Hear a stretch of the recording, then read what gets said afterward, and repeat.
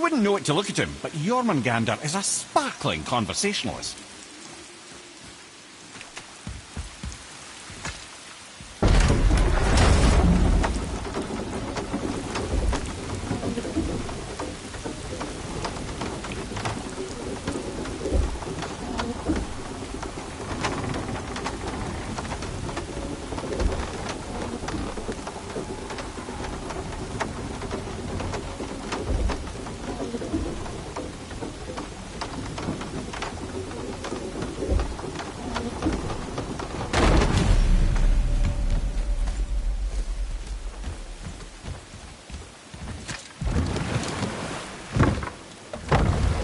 So, Mimir, why did Freya spin your face? No. Speak of Baldur. He claims nothing harms him. Aye, Baldur is blessed with invulnerability to all threats, physical or magical. The boasting of a god. Everyone has a weakness. Not him, I'm afraid. Baldur is blessed with invulnerability to all threats, physical or magical. You just said that, Mimir. Did I? What is the source of this power? Well, as I recall, it involved, a spell? Mimir? Parts of my brain must still be coming back to life. Just need a moment to finish waking up. Hope he's not broken.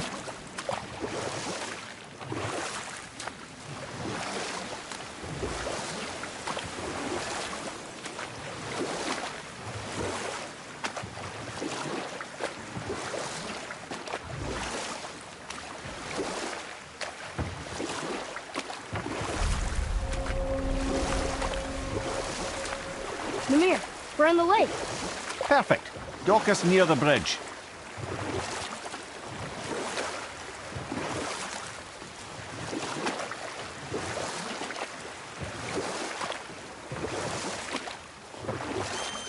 Mimir, you never did tell me why Freya spit in your face. Enough. No stories. Not while on foot.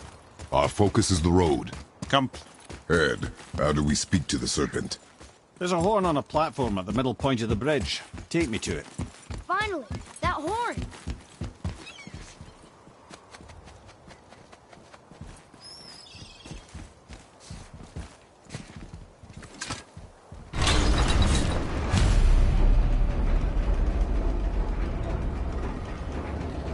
Good. Now put my lips to the horn.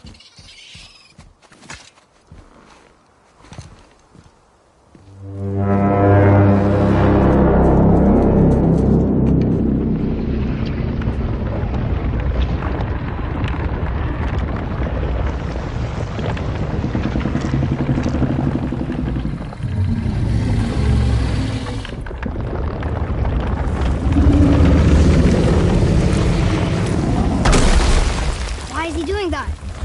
Odin had that statue made in honor of Thor. And seeing as the world serpent absolutely abhors the fat dauber, he was probably sick of looking at it. But doesn't that hurt? Well, he and Thor have a bit of an unpleasant history between them. Or they will, anyway. So I guess waking up to see it was worse than the thought of lumps of solid stone passing through his gullet. You want me to ask him? No. Our only concern is Jotunheim.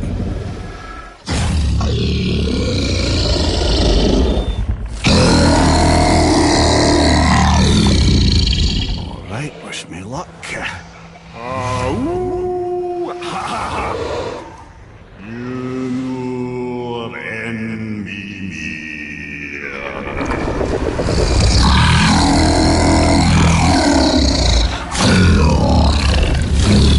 I've still got it, lads. He remembers me. Why, you... Oh, no, that's not right. Makuna huntun kun.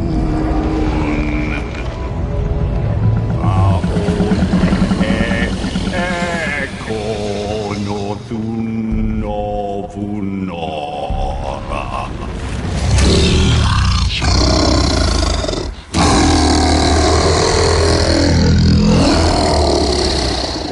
He knows the pain of your loss.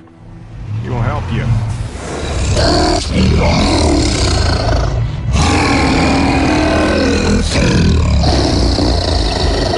Efniun Fogur. You're Yes. What is it? Oh, nothing to be concerned about. What is he doing? Making sure we're headed in the right direction. Listen closely now. We need two things to get us into the land of the giants. First, we need to learn the travel rune that opens realm travel to Jotunheim. Second, we need to carve that rune into the special gateway. That one on the peak where we first met you? Correct. Except the giants, in their infinite wisdom, saw to it that no ordinary chisel would do the job. Only the tip of a magical chisel opens that gate. Luckily, I know where it is, and it's not far. He looked kind of mad for a moment there. Now that, he thought I said you were friends of Odin. You'll forgive me. I've never spoken the ancient tongue sober.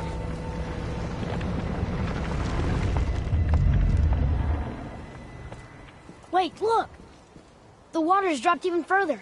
You can see more of the realm towers and statues. I even see new places to explore along the shore. Where is this chisel? Find me a boat, and we'll go from there.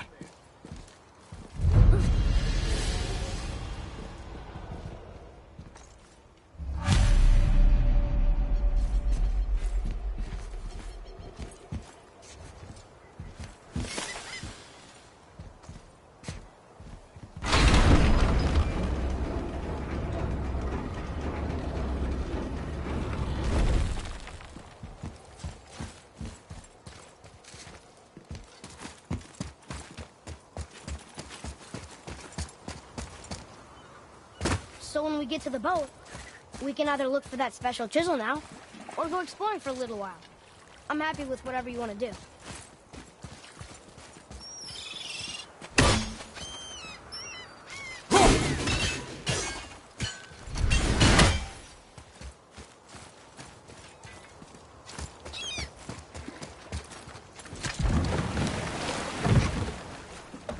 Which way to the chisel? Keep rowing towards the statues of the oarsmen, then thread past between them.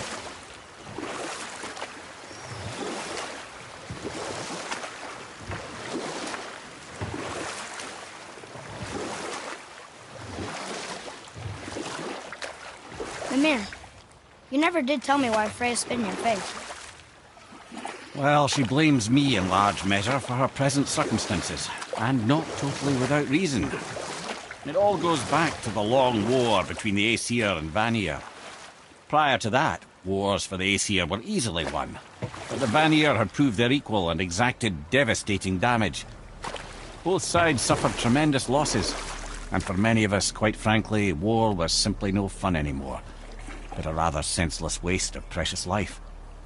Wouldn't you agree, brother? Precisely. Enough was enough. And at last, Odin's most brilliant advisor became determined to find a more enlightened path. He set about to broker a peace between the gods. Took some convincing, but ultimately Odin was persuaded to marry his deadliest enemy, a certain Vanir goddess, legendary not only for her fertile beauty, but her genius at the very Vanir magic that Odin had long aspired to master. Freya married Odin? What was in it for her? It was a sacrifice to protect her people, a selfless act of love. Truly, she deserves better than she got. But of course, there's more to that story.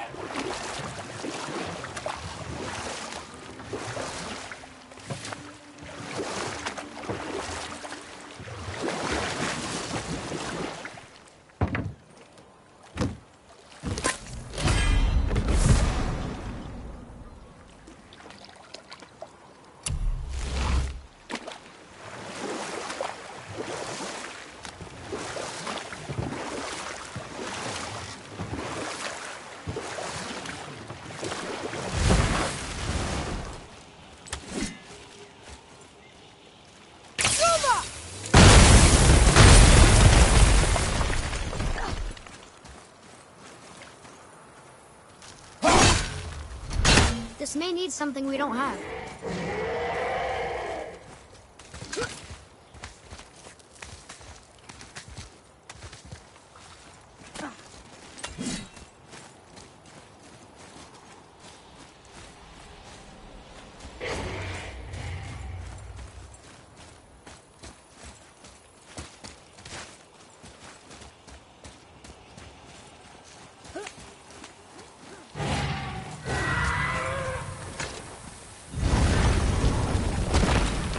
Ah, Fafnir.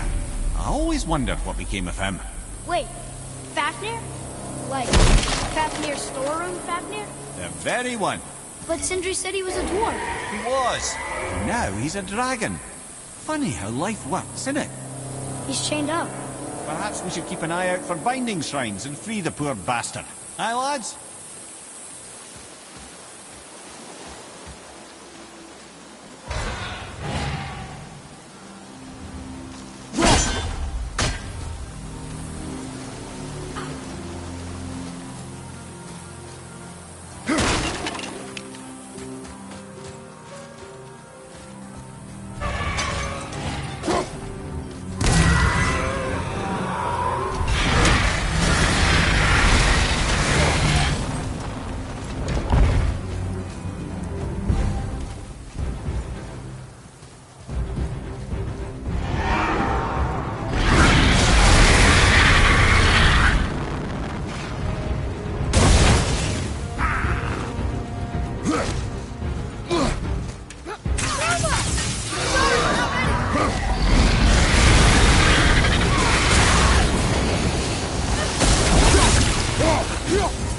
They were pretty neat.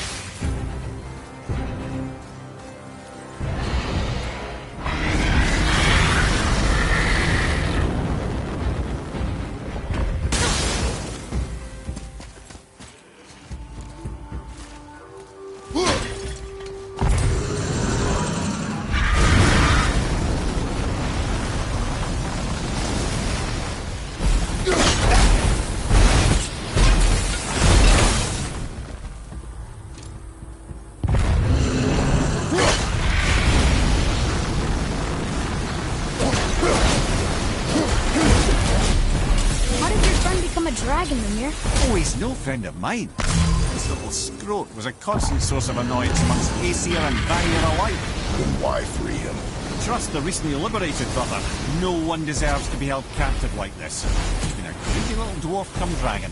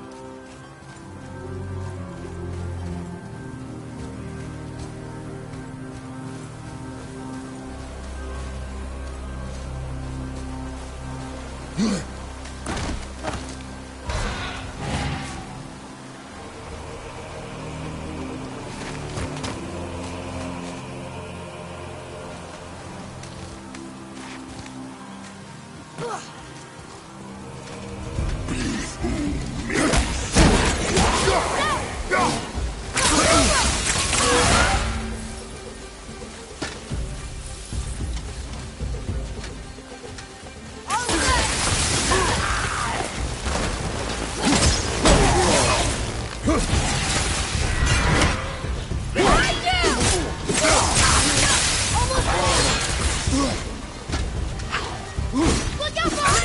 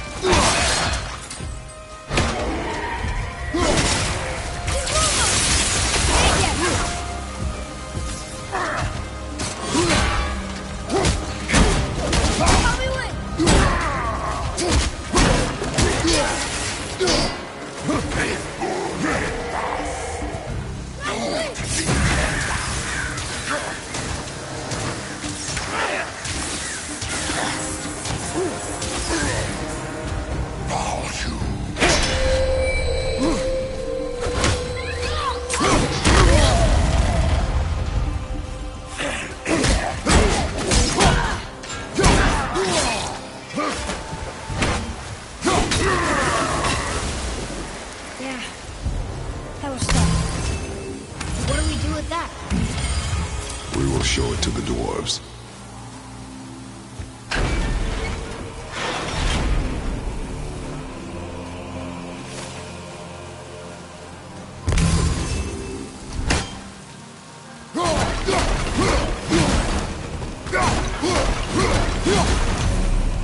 You never answered the boy's question, Head. How did this dwarf become a dragon? I don't know for certain, though I'd wager his penchant for stealing magical artifacts had something to do with it. Must have stolen a trinket from the wrong Vanir goddess.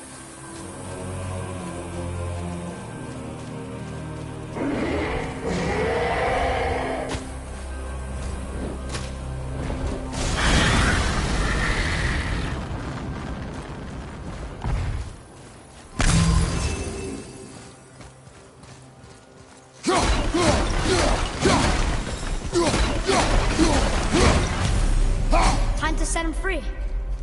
Think he'll remember you? I don't know, lad. A lot's changed since we last crossed paths. I had legs.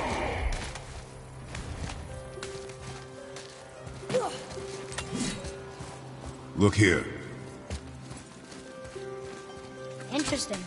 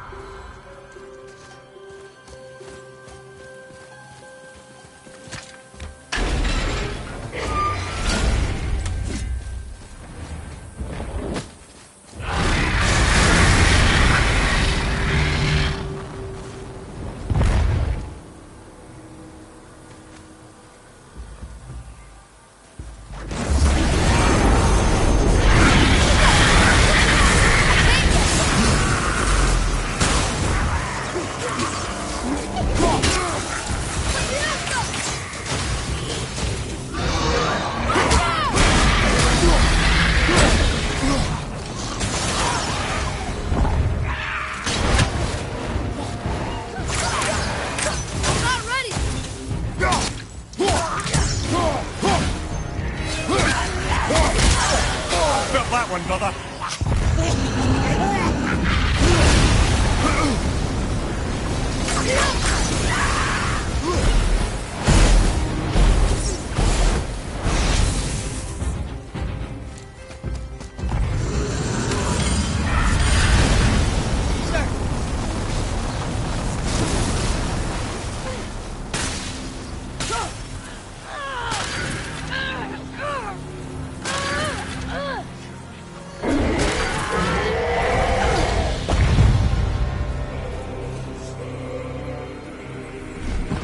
Go, you wee little bugger.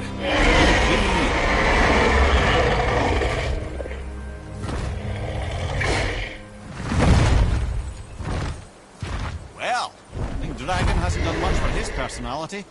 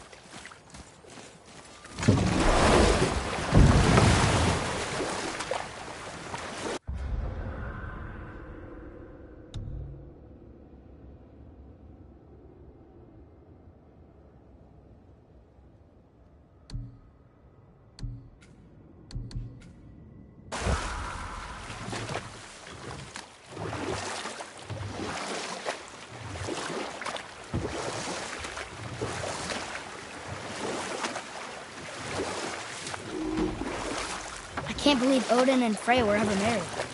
Love and hate are more closely intertwined than you might imagine. Or I can just tell you the story later.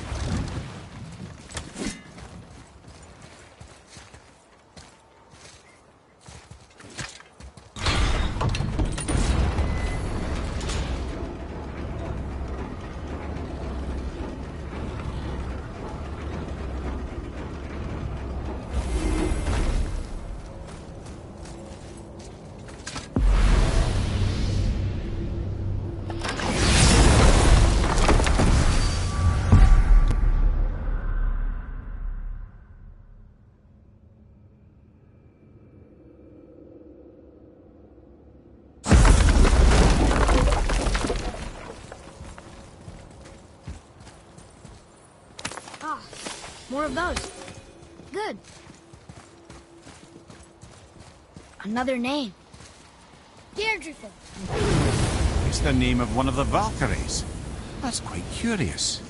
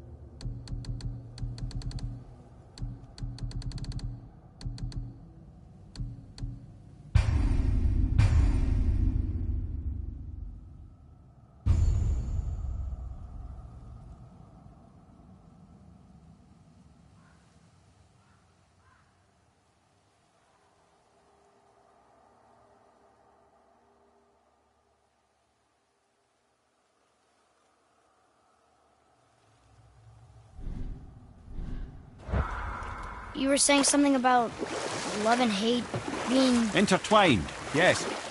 For instance, Odin hates the giants and they him. But Thor's own mother was the giantess Fjorgun, one of Odin's great loves. So Thor's half god and half giant? Weird. Once Fjorgun was gone, lonely ages passed for Odin. And as war with the Vanir raged, I could see what he really wanted beneath his bluster. And after no small amount of convincing, Freya agreed. For a while there, he really turned on the charm. He seemed happy. He seemed interested in making her happy. He granted her so many wishes I can scarcely recall them all. The peace held, and I truly believed all had worked out better than I could have planned. But Odin's true face showed itself again in the end. Oh, he won Freya's trust, and she taught him some of her Vanir magic, another choice she would live to bitterly regret. Sadly, despite his wise counsellors' best efforts to persuade him that peace was the only true path to stave off Ragnarok, Odin never let go of his obsession with Jotunheim. The taste of Vanir magic led him to new forms of experimentation and new levels of depravity.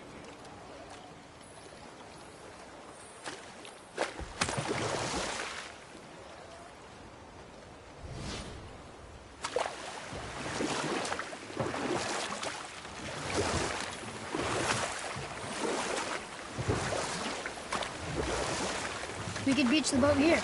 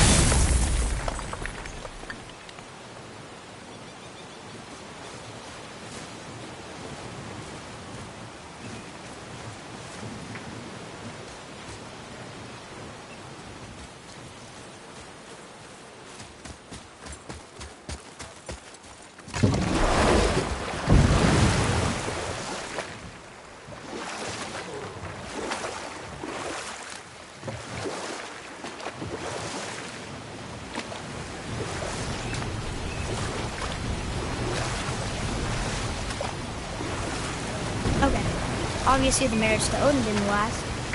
But how did Frey end up a hermit in the woods? Oh, that was a singular piece of cruelty, even for Odin. As if the marriage wasn't punishment enough. Freya was better to him than he deserved. She stuck it out through all manner of indignity, all in the name of maintaining peace and safety for her people. Or I can just tell you the story later.